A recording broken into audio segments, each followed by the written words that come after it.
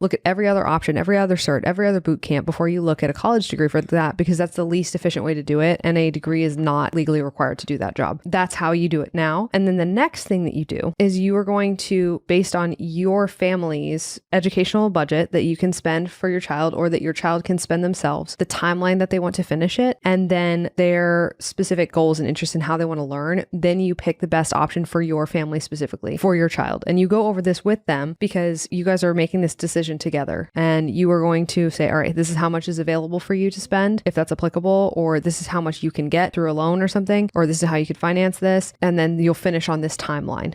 And this one's online, this one's hybrid, this is in person. Which of these is the most interesting to you? And then based on that, now you choose what path they're going to take going forward. That's how you do it. And then there's two minor follow-up things. Now you've done all the hard part. Your child knows exactly what they're going to do, how they're going to do it, how much it's going to cost, and how long it's going to take. And you as a family have made an informed decision about what next step they're going to take in your mind and in your child's mind as well. College is always an option. If at any point they want to go back, they can. The college is a business. It will always be there and it will always take your money. If they can wait until they are 25, the cost will be significantly less because they'll be independent from you on the FAFSA. Their prefrontal cortex will also be fully formed. And so they're much more likely to be sure that they need to go. And that's actually something that fits their life goals, as opposed to this, you're about to graduate, figure it out, just go, just pay the man, just take on the loans. That's the way that you can reconcile that to yourself. They can always go back to college. It will always be there. It's not going anywhere. And then the next thing is that for you, redefining the definition of success to yourself, because your emotional support going forward here is going to be really helpful to your child. So when friends and family go, oh, well, they're not going to college. You go, yeah, they're not. They're doing this because this is a better fit for them. And you feeling secure, knowing that you as a parent are doing a very good job by having methodically gone through what your child actually needs from their work to get what they want out of life, and that your child taking steps to get what they want out of life is the definition of success. It is not going to take on bankruptcy exempt student loans from a 4-year college because everybody else is doing it. That is not the definition of success. The definition of your child's success is them getting what they want out of life.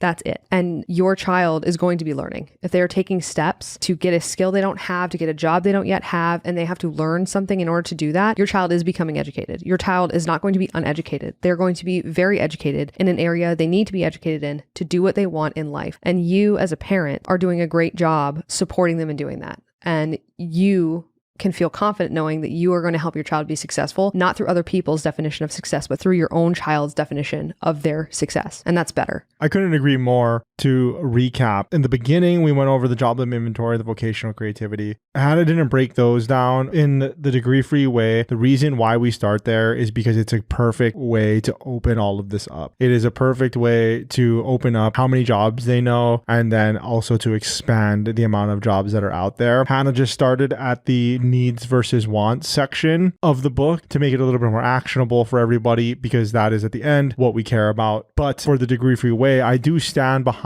putting that in there because it just highlights what a big problem it is. With the lack of vocational creativity is keeping your child back. That is just the truth. Whatever jobs you know are whatever jobs they are going to know. Whatever jobs they know is definitely whatever jobs they're going to know. The more that we can expand their knowledge base, their vocational creativity, as the more that we can expand your vocational creativity, the better off we're all going to be. And then I did want to address one last thing. If you do go to degreefree.co/book and you buy this, one of the biggest feedback that we've gotten in 2024 was that this is not a list. And I've said this before in the podcast, I believe, is that this is not a list of jobs. And that's valid. That's totally valid.